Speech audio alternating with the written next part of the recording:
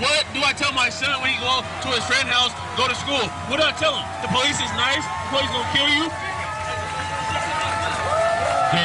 That his father was there when we began the fundamental reform of policing that we have needed in this country for a long, long time. And you were part of the vanguard of that movement. We're making huge progress right now. We have a long way to go. I'm not going to say we don't. But we are actually making change now at the speed of light in terms of how we are allocating resources, commitments to equity in BIPOC communities, support for things like education, housing, healthcare, the basic things that actually are also related to safety for all families in our community. And a big thrust for me is around economic prosperity. There is a question asked in the row behind us by at least 5-10 people. Are you willing to give up your control of the Portland Police Bureau to Joanne Hardesty? As a woman of color who has lived in this city, would you be willing to give her that ability to be able to work, as also her representing the fire department and all the others? We have a new commissioner coming on in August. I don't know who that new commissioner is going to be. And we have at least one and possibly more new commissioners coming on in a couple of months in January. All of the bureaus are up for discussion, all of them. So currently you will not be giving it to Joanne Hardesty within any amount of time currently. You will not be giving up your role as a part of, in control of the police commission. I do not currently have plans to do so, no, but I have been working and partnering with Commissioner Hardesty on a number of reforms that we've already passed. We have a good working relationship, not just in the police bureau, but also the work that we're doing around the Portland Street Response, our 911 call center. There's a lot of good work that Commissioner Hardesty and I are committed to doing together. So to confirm, you said no, you will not be giving up the Portland Police Bureau to Joanne Hardesty to be in control of. I have no plans at this time to do that. That is correct. Thank you. I reserve the right to be able to do, as mayor, I assign bureaus, and I reserve a right to be able to do that later if I so choose. Mr. Wheeler, so as a Latin person, and you being here willing to listen, that's your intent tonight, a lot of people don't acknowledge that Latin people and Native American people were subject to the most successful ethnic cleansing that has ever been attempted on Earth. 95% of us were wiped out. So keeping that in mind and looking at all of our black brothers and sisters and how scared we are out of our minds, are you ready to admit that internalized racism internally and externally in Portland culture might have had a role to play in your lack of action in this? Well, first of all, I don't believe I have had a lack of action. I know there are people who think I have not moved fast enough. But I will, but I will. I buried the lead. But I will agree to the statement you made about systematic racism, about my own power and privilege, and power and privilege can blind people to the reality. And when George Floyd was murdered, there is no way anyone in this country could not see the depth of the systematic injustice and racism that has plagued BIPOC communities in this country since its founding. And that goes for me too. It goes for me too, absolutely. So I'm in a very interesting position being a part of this movement, being somebody who is half white but is also Mexican, and that's very scary for me, especially because this movement is not about me. It's about other people, and it's very rightfully so. And I'm scared. I want to know if you're scared, and if you are, what are you scared of? I would say the biggest thing I'm scared of is that we lose the moment. That the moment and the movement get overshadowed by something else. Nationally, we now have a reckoning. Nationally, we've awoken to the systematic racism and the injustice and the massive inequities that exist for BIPOC communities nationally. And I'm worried that the Trump administration is changing the channel. And it's becoming about crowd control tactics as opposed to systematic racism and injustice or even police reform. We're moving our attention off the ball. That's my concern. That's what keeps me up, and that's one of the reasons.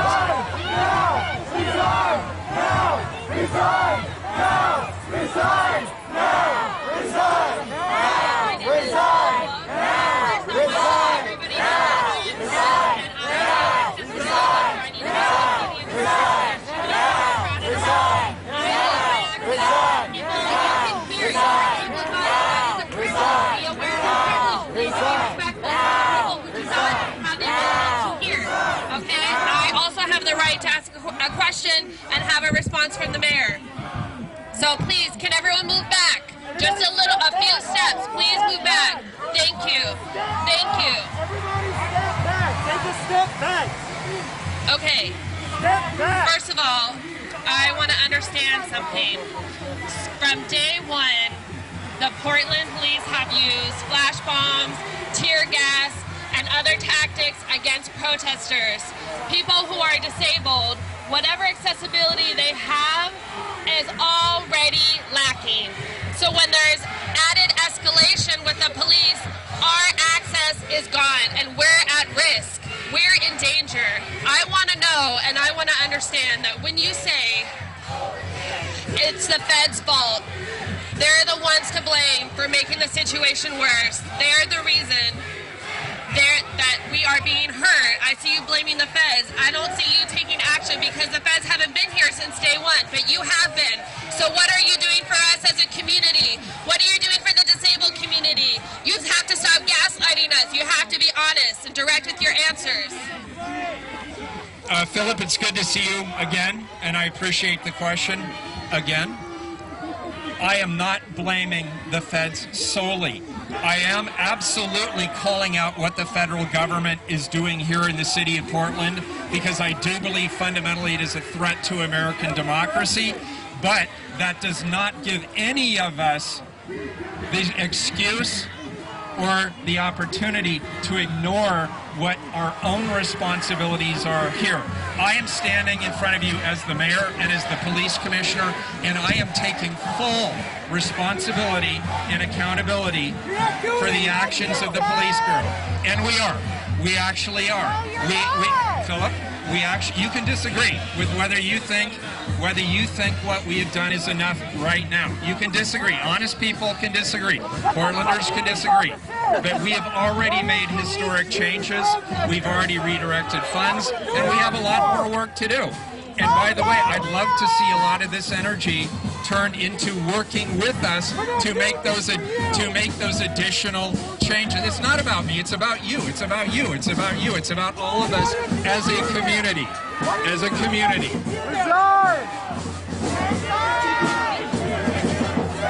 But the issue is the Portland Police Bureau have been using abusive and assaultive tactics on us from day one. And now tonight is the first night that you've actually been out to talk to us. And you also have not prioritized accessibility. I have had to bring my own interpreters tonight. I'm paying them myself because you have failed to provide accessibility for the community. Where is our access? So, Philip, in large measure because of your advocacy at Portland City Hall, we have been working on the access issues that we did for the Office of Equity and Human Rights. You are the one who led that effort, and I have supported it, and that's what we're doing in City Hall. As for community events, you and I have had many conversations. I was invited here tonight. I agree with you, there should always be an interpreter, and at the events that I plan, there always are interpreters, and I'm sorry you had to bring your own. Aren't you an interpreter? Ted, it's me, Kiana. How are you doing? You remember me last time when I talked to you last time? Okay, so and the time before and all them other times, and I'm back again. And you know why I'm back again? Because you told me that you were going to put the money within the schools in North and Northeast, and I still haven't seen it. But what I'm here to talk to you about is, we're all here for what? Black Lives Matter. We're not here to talk about the police because I can give a fuck about the police. We're not here to talk about defunding the police. What we're here about is so that you can put the money where it needs to belong, which is with our black and brown kids. Let's talk about the biggest system right now that is being funded. It's not the police system. It is the school to prison pipeline. That is the biggest funded system right now. And what you need to do as in Oregon, as the mayor, is take the money out of the Justice Center and put it into the education system. For example, let's talk about numbers. Let's talk about numbers, right? So, for example, if a black or brown child gets suspended or expelled, they are 3 times more to go to the justice system within that year. And also, if we look at numbers, black and brown kids are 31% more likely to be suspended or expelled for minor, not major, but for minor defenses. So my question to you as the mayor, right? You're the mayor? Okay. So my question to you is, what are you doing? Because we defunded the police, right? Where's that money at?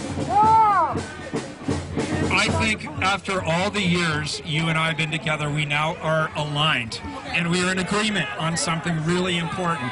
First of all, you advocated for, and the city council, including me, heard you, and we got rid of the school resource officer program. It is gone.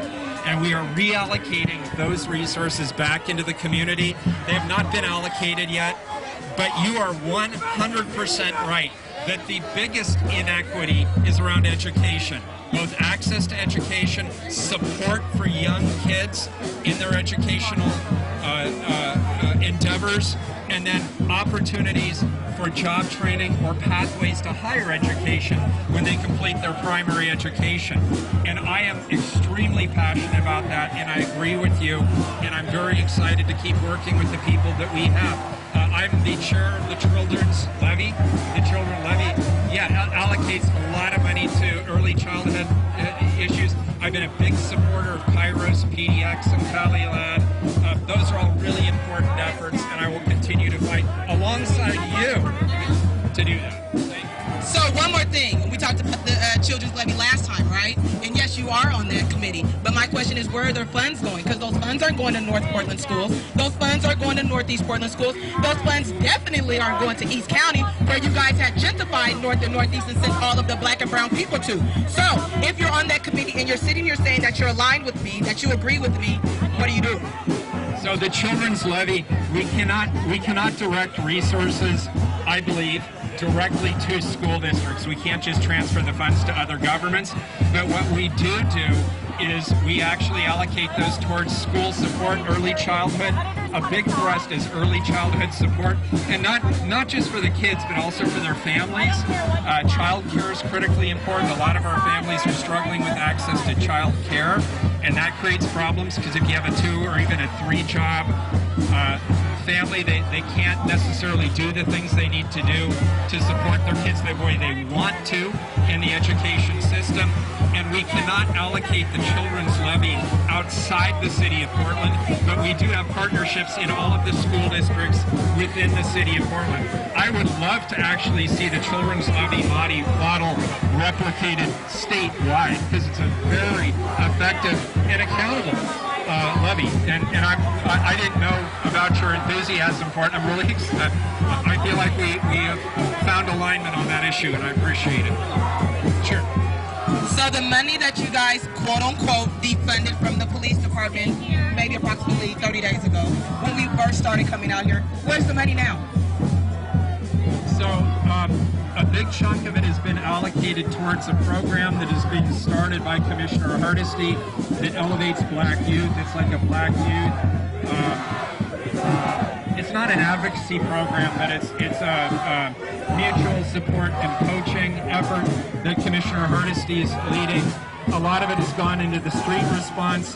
Over half of it's being saved for a community-driven process in terms put aside for a community-driven allocation process.